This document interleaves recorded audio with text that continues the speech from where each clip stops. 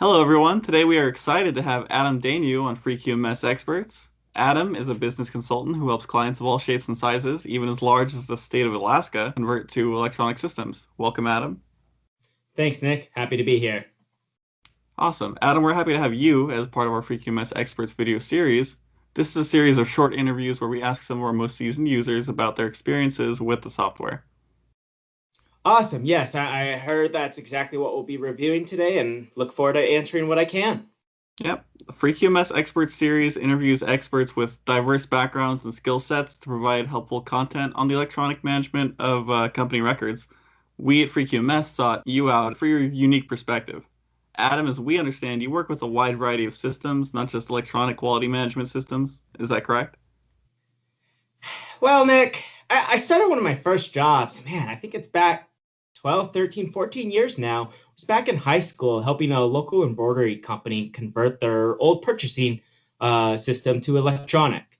And that was before there was even an industry surrounding the magic of going electronic. In other jobs, I've evolved the skills as a business consultant to where I'm able to help companies convert just about anything from a paper system or an older electronic system to our modern systems that we have today. Can you compare the work you do to really any other industry? Hmm. Well, the first thing that comes to mind, it's funny you mentioned that because recently I just had some work done on the air conditioners, and to me, we can compare it to the systems working like an air conditioner. It doesn't matter if your home currently has an old furnace or forced heat or a wall unit or no controls at all. I'm the guy that comes in, makes a plan to transition you to modern computer controlled air conditioning. That makes sense. So, would you say you're like a one-man show for going electronic? By no means would I ever say I'm a one man show. If I told a client that, they would run away.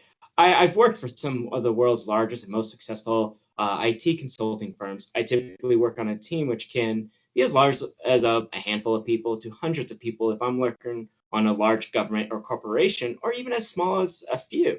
The team handles everything it takes to implement planning, roadmaps, procedure, data imports, customer feedback, and customization. What role do you typically fulfill on the team specifically? Hmm. That's a question I get asked often, and all I can say is, well, Nick, around the industry, I'm known as the little man with big ideas. What that really means, though, is I'm there convincing clients they come up with my big ideas and what they want to do with their systems and making their ideas a reality. Right. So, does that mean you focus a lot on customer feedback and gathering their input? It's interesting bringing that up, and yes, but I try to focus on steering the customer towards results that are obtainable because ultimately my team has to execute this. I spend just as much time as gathering the team's feedback. As much as I like to motivate people, I need to make sure things are doable. What types of systems does this really lead you to work with? You know what? I have worked all over the world in some of the world's largest accounting and business consulting firms, but I typically work with electronic training and electronic quality management systems, which often go hand in hand. In the US today, I'm considering a leading expert in converting large scale customers to electronic training. How did you obtain those qualifications? What led you to work with the larger customers? That's a great question. In my previous role, I was responsible for a project to transition the entire state of Alaska government to electronic training management. Wow. How do you even how would you even go about scoping a project like that from the start? Well, just for starters, and just to say, well, fortunately, Alaska is not as high population as state of California because you're talking moving at least 100,000 people between employees or related parties to electronic training, perhaps equivalent to a very large corporation. Right. How did you specifically get nominated for a project like this? Honestly, and I try to repeat this advice to clients, I was one of the only ones on my team willing to try. At the Hmm. time, I was working for a large Canadian IT company with more than 70,000 employees, but I was the only one on my team to raise my hand and say, I think this is something I can do. So, what made you feel you could accomplish an enormous task like this? In all honesty, it's all due to my prior experience in implementing computer systems that told me that the secret in this approach is what you can repeat. You might spend a year or more getting a plan nailed down, but once you have it, it should scale to almost any size. We started with just one small government office in Juneau, Alaska's capital, and scaled our method out to the remainder. Right. What was the end benefit for the state? Did switching to electronic training actually make any improvements? Did they see any progress? And you know what? It's interesting you bring that up because it might take decades, Nick, to determine what that really means. I can Right. say that the benefits quickly exceeded even the wireless forecast within just a few months. Metrics on worker productivity, reduction in mistakes, and training completed were through the roof. It worked so well, even in our company, it sent our company back to the drawing board on just what kind of fee could we extract from a project like this. Right. What kind of long-term improvements is the state seeing? Hmm. Well, from the few contexts I still have there, training is ultimately a part of quality. It's application of quality, and kind of like how physics is an application of math, Right. electronic training is ultimately improving the quality of the service the state of Alaska provides to its citizens. If a road worker learns how to work with current machinery and materials, the roads will be better. If a welfare office worker learns current forms, they will fill them out faster. Alaska's residents are the customers of the government. A higher quality service the government performs through better training, the better the product will end up being that we deliver. So, you did this huge system for the state of Alaska, and you mentioned quality. Were you introduced to the field of quality assurance through that job in Alaska? No, actually, that was a slow progression. Quality assurance still has a shroud of black magic to say.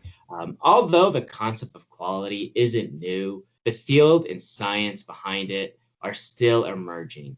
I found I find that if I try to dump the holistic approach of quality on customers, it overloads them. I prefer to pick one element at a time and work with that.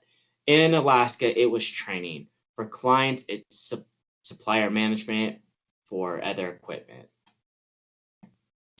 I understand the point about the fragmented approach, but what about a system that incorporates just all of these elements in one package?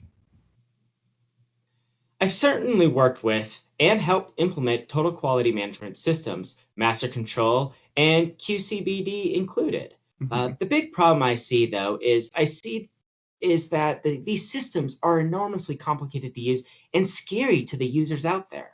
Yeah, what about some of the other big names like Oracle, Agile, and TrackWise? You know what, Nick? I wouldn't recommend Agile to anyone unless they're also on Oracle's ERP. Uh, Agile does not have training or supplier management, which forces people to buy huge remaining programs. TrackWise is so dated compared to modern quality standards that it's like restoring a 70-year-old car. There's nothing original left if you want to drive it on the highway today. Yeah, so where do you see FreeQMS fitting into this field? You know what? Free QMS has really interesting opportunity. It's the only modern quality system to make it out in infancy. I attend several weeks of training a year, and I've looked at most of the emerging systems on the market. They all are either very limited on the features or are so far from what's promised they aren't usable. Free QMS has three strong modules so far, but needs to keep going. I don't mean this to be offensive, Nick, but it needs to be a complete system.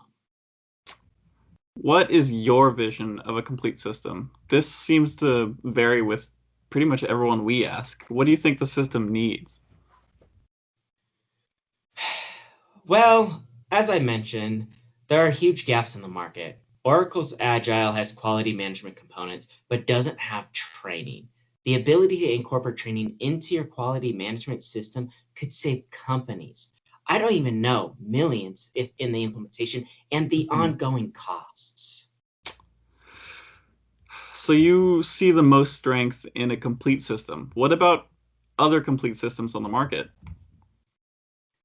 Well, I only know of two. QCBD is complete, but desktop based. That's hard to work from home. Master control is an implementation nightmare. There needs to be a modern web based system that can get up and going quickly. So if there was a complete web system for quality and training management, where would that leave professionals like yourself? Hmm, honestly, in a better spot. The biggest challenge in my industry is the fear that we may not get through an implementation because customization may spiral out of control. My ideal situation is to make a plan and say, hey, these are records and systems we are going to take electronic. This solution already works. Let's write some procedures and make some internal training and go. People would be so much happier. Adam, there's so much to discuss here, and I think we need a follow-up. For today, I'd like to thank you for your time. I really learned a lot. And for those of you watching, I know this was outside the usual scope of our quality discussions, but it's great to hear things from another angle. Adam, thank you for coming in, and I think we'd love to have you back sometime.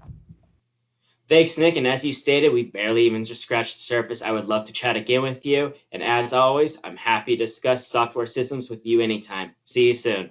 Absolutely. Thank you so much.